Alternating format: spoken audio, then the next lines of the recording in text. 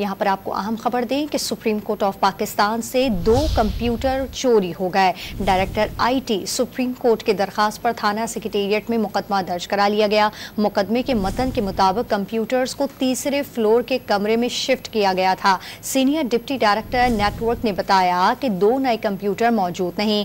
CCTV footages में 2 मुलाजमीन फैसल जाहिद मशकूक नकलो हरकत करते देखे गए हैं। चोरी शुदा दोनों कंप्यूटर्स की मालियत 6 लाख रुपए है।